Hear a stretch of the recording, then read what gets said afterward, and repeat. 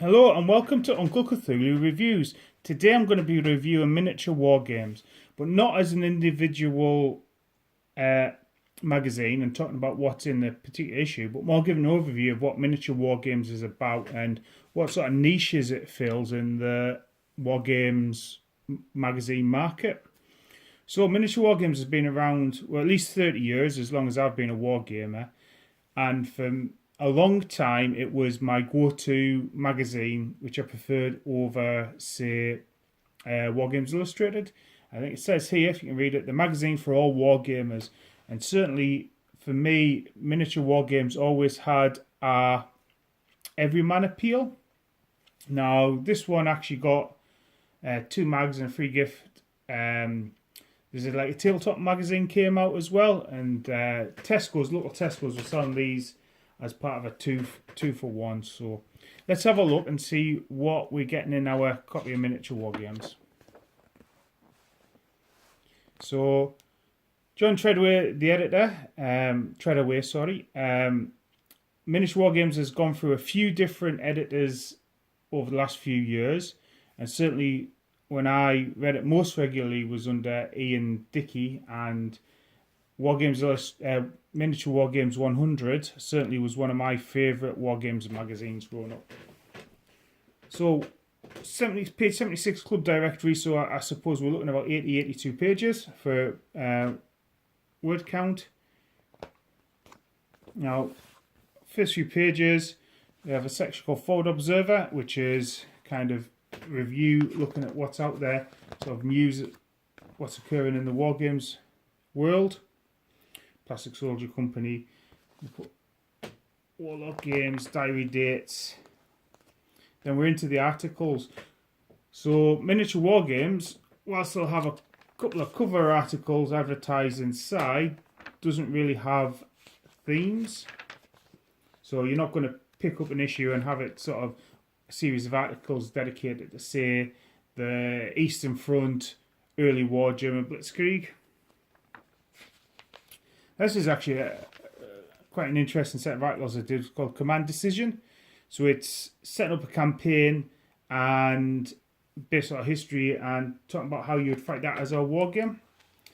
Again, as you can hopefully tell, the pictures of the miniatures and the battles aren't as, say, polished as what you'd get. And actually, I think that's quite refreshing. It's showing war game and again,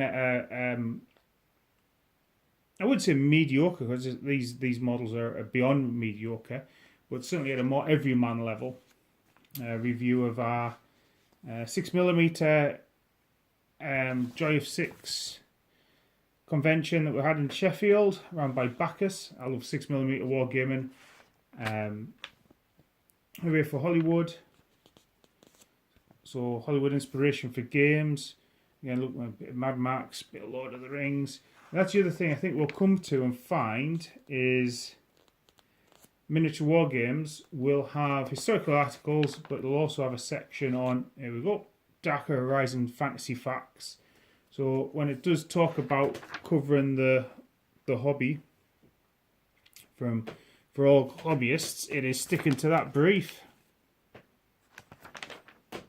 And certainly in the way back when, I really appreciated the fact that it had Non-Games Workshop, which I got all my information from for White Dwarf, but Non-Games Workshop articles about fantasy and science fiction wargaming.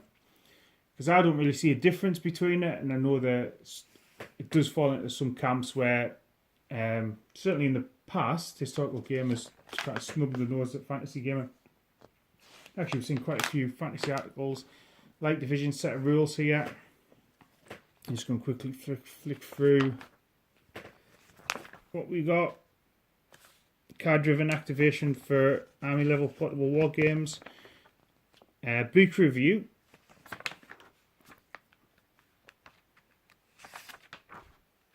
Grow your own terrain, some terrain making ideas, and pictures from a convention. Show report Hammerhead. And I'm pretty sure if we flick through this, we'd have a similar sort of thing.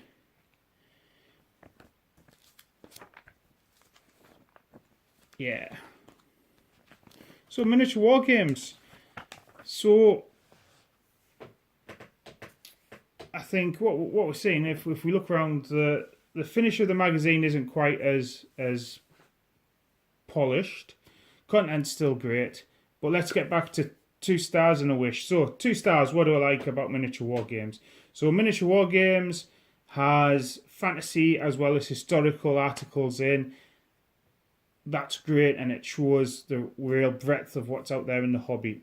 A 2 star would be it's more everyman.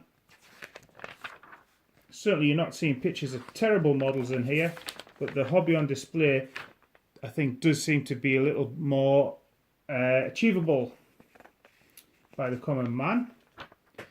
And more pictures of 6mm battles, which I adore. So, and a wish. So, what would I wish for? I don't know. There's nothing wrong with miniature war games. So I was just flicking through it there. And actually has a lot of elements I like. I don't know why I just don't gel with it as a magazine. And I don't quite understand why that is. So yeah, maybe it's just the layout, and certainly the sister magazine, the Tabletop Gaming, I had real trouble with the layout as well. But yeah, so that's miniature war games. It comes out monthly as well. So yeah, the magazine for war gamers, and I think it does live up to that promise.